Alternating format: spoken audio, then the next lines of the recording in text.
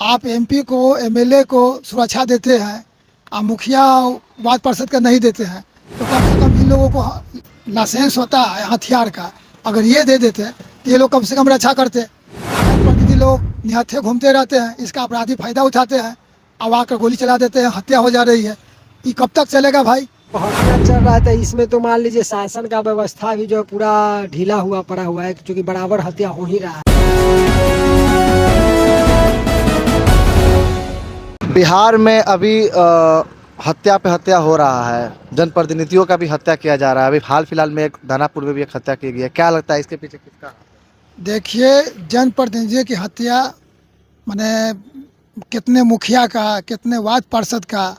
अभी देखिए दही गोप जी का हत्या हुआ है, इससे कुछ साल पहले आपको नीलेश मुखिया जी का हत्या हो गया था उनके ऑफिस पर।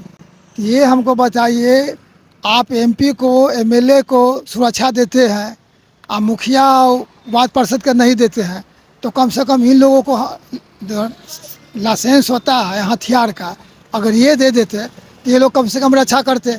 जनप्रतिनिधि लोग निहत्थे घूमते रहते हैं, इसका अपराधी फायदा उठाते हैं, अब आकर गोली चला देते हैं, हत्या हो जा रही है। ये कब तक चलेगा भाई?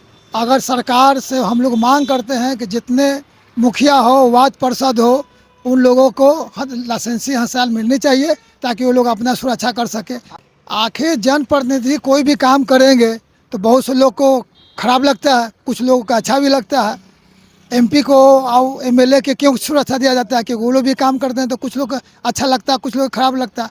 आखिर मुखिया वार्ड पार्षद जो रहते हैं वो भी काम करते हैं, उसमें भी कई लोगों को बुरा लग जाता है, तो उसका हत्या हो जाता है। तो आखिर अगर लाइसेंसी हथियार रहती, वो अपना आत्मरक्षा करते। अगर दही गुप के पास अगर हथियार रहती, ये भी अपने सिर्फ डिफेंस में एक दो के गोली चलाते, अपराधी डरता कि नहीं भाई इसके पास भी हथियार है। आखिर जनप्रतिनिधियों की हत्या कैसे रुकेगी? आखिर रोकने के लिए सरकार को तो कदम उठाने चाहिए। सरकार अभी तक कोई कदम उठाई है कि नहीं? कहाँ कदम उठा रही है? अगर कदम उठाती तो हत्या होता है इतना। कई मुखिया, कई वार्ड पार्षद मारे गए हैं। सभी वार्ड पार्षद और मुखिया को लाइसेंसी हथियार मिलनी चाहिए, सरकार को देनी चाहिए। ये सरकार से हम लोग मांग करते हैं। परिवार को किस मुसीबत का सामना करना पड़ रहा है? देखिए, जिसके फैमिली में ऐसा हो गया है, वो अपराधी को सजा हो क्या हो तो बात की बात है, वो किस प्रकार से रहेगा भाई? आखिर दही गोप कितने संघर्ष करने के बाद इतने स्तर पर है, और कोई अपराधी 5 गोली मार के जीवन लीला खत्म कर दिया। ये कब तक चलेगा भाई? बिहार में सरकार को सोचनी चाहिए और जनप्रतिनिधियों का सुरक्षा के लिए लाइसेंसी हथियार देनी चाहिए। आपकी यही मांग? हाँ, ये मेरी बात। आप क्या कहिएगा इसके हत्या चल रही है बिहार में? जो हत्या चल रहा था, इसमें तो मान लीजिए शासन का व्यवस्था भी जो है पूरा ढीला हुआ पड़ा हुआ है, क्योंकि बराबर हत्या हो ही रहा है। क्योंकि हत्या केवल पटना में ही नहीं हो रहा है, पूरे ऑल ओवर हाँ, तो वही ना कर रहे हैं कि मोतिहारी में 2 दिन पहले। हाँ, तो इसीलिए कह रहे हैं कि सुशासन बाबू जो है, सुशासन के नाम पर खाली ढोंग हो रहा है और विधि व्यवस्था कोई सुचारू रूप से चल नहीं रहा है। हत्या दिन प्रतिदिन 1 महीना 1.5 महीना पर हत्या हो ही रहा है।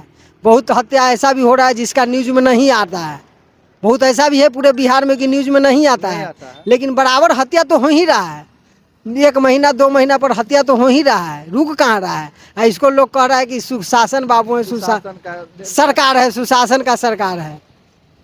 वहीं अगर लालू यादव का सरकार तो कहता लोग जंगल राज है। हाँ, अगर मान लीजिए लालू यादव का सरकार रहेगा तो लोग कहेंगे कि जंगल राज है। तो ये कौन सा राज है? ये कौन राज है? वही तो हम जनता से सुशासन बाबू से पूछ रहे हैं कि कौन सा राज चल रहा है।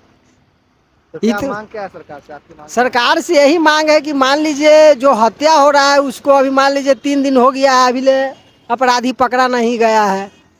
मान लीजिए अगर शासन व्यवस्था इतना दुरुस्त रहता तो तुरंत पकड़ लेगा। शासन चाहेगा और पकड़ाएगा नहीं, तुरंत पकड़ा जाएगा, लेकिन ढीला है इसीलिए नहीं पकड़ रहा है।